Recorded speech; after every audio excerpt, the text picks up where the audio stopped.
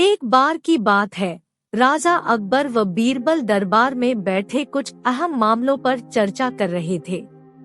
तभी बीरबल ने अकबर से कहा, मुझे लगता है कि ज्यादातर पुरुष जोरू के गुलाम होते हैं और अपनी पत्नियों से डर कर रहते हैं। बीरबल की यह बात राजा को बिल्कुल भी पसंद न आई। उन्होंने इस बात का विरोध किया। इस पर बीरबल भी अपनी बात मनवाने पर अड़ गए। उन्होंने राजा से कहा कि वे अपनी बात को सिद्ध कर सकते हैं, मगर इसके लिए राजा को प्रजा के बीच एक आदेश जारी करवाना होगा। वह आदेश यह था कि जिस पुरुष के अपनी पत्नी से डरने की बात सामने आएगी, उसे दरबार में एक मुर्गी जमा करानी होगी। राजा बीरबल की इस बात पर तैयार हो गए।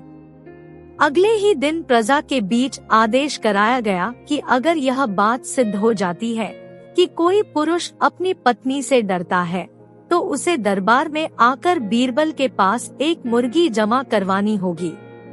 फिर क्या था, देखते ही देखते बीरबल के पास ढेरों मुर्गियां इकट्ठा हो गई और सैकड़ों मुर्गियां महल के बगीचे में घूमने लगी। अब बीरबल राजा के पास पहुँचे और बोले, महाराज, महल में इतनी मुर्गियां इकट्ठा हो गई हैं कि आप एक मुर्गी खाना खोल सकते हैं, इसलिए अब आप इस आदेश को वापस ले सकते हैं। मगर महाराज ने इस बात को गंभीरता से नहीं लिया और महल में मुर्गियों की संख्या धीरे धीरे और भी ज्यादा बढ़ने लगी।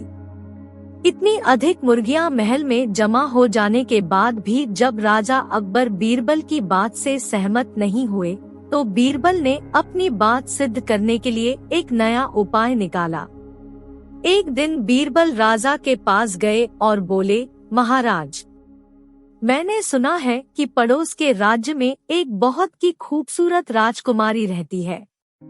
अगर आप चाहें तो क्या मैं आपका रिश्ता वहां पक्का कराऊं?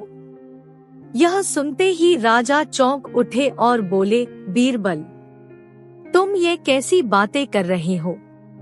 महल में पहले से ही 2 महारानियां मौजूद हैं। अगर उन्हें इस बात की भनक भी लगी तो मेरी खैर नहीं होगी। यह सुनकर बीरबल ने तपाक से जवाब दिया, चलिए महाराज, फिर तो आप भी मेरे पास 2 मुर्गियां जमा करा ही दीजिए। राजा बीरबल का ऐसा जवाब सुनकर शर्मा गए और उन्होंने अपना आदेश उसी वक्त वापस ले लिया। अकबर बीरबल की इस कहानी से हमें यह शिक्षा मिलती है कि बातों की चतुराई से हम किसी भी बात को मनवा सकते हैं। जरूरत है तो बस बीरबल की तरह चतुराई से अपना पक्ष रखने की।